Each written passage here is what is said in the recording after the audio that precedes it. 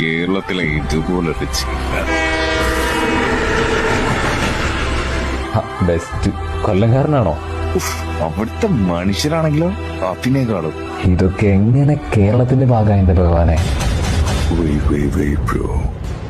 Shall we go to the year 2018? കേരളത്തിലെ 14 ജില്ലകളെയും പ്രകൃതി കയ്യിലിട്ട് അമ്മാനമാടിയപ്പോൾ നിവർന്ന് നിന്ന് കൈപിടിക്കാൻ വന്ന രണ്ട് ജില്ലകളെ ഉണ്ടായിരുന്നുള്ളൂ അന്ന് കേരളത്തിൽ. ഒന്ന് ശ്രീപത്മനാഭന്റെ മണ്ണും മറ്റൊന്ന് നിങ്ങളീ പറയുന്ന 7 കൂലികളുടെ നാടും. കുടുംബത്തോടൊപ്പം കൂരയിൽ അന്തി ഉറങ്ങേണ്ടിയിരുന്ന സമൂഹം ഒറ്റപ്പെടുത്തിയ കുറച്ച് മനുഷ്യര് പിന്നീട് അങ്ങോട്ടുള്ള ദിവസങ്ങളിൽ ഉറക്കമെന്തെന്ന് അറിഞ്ഞിട്ടില്ല.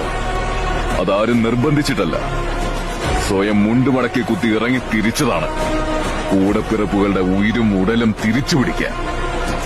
അന്നവര് കടന്നു പോകാത്ത വഴികളില്ല, അവരുടെ കാല് പതിയാത്ത ഭൂമിയില്ല, അവരുടെ പങ്കായത്തിന് കീറിമുറിക്കാൻ കഴിയാത്ത ഒരു ഒഴുക്കുമില്ല. ഒരു കാലത്ത് സർക്കാരും ജനങ്ങളും ഒരുപോലെ തള്ളിപ്പറഞ്ഞിരുന്ന കടലിന്റെ മക്കളാണ് ഇന്നിവിടെ പിച്ച വെച്ച് നടക്കുന്ന ഓരോ ജീവനു വേണ്ടിയും അന്ന് കാവലുറപ്പാക്കിയത്, കൈകൊടുത്ത് കരകയറ്റിയത്.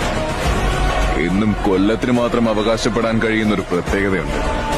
1000 ജീവനെ കൈപിടിച്ച് കരയിലെത്തിച്ച നന്ദിയും സ്നേഹവും മറക്കാൻ ഇവിടെ ഒരു ലേസിന്റെ കവറ് പൊട്ടിയാൽ മതി.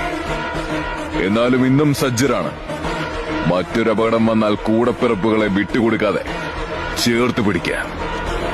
The real heroes, but so underrated.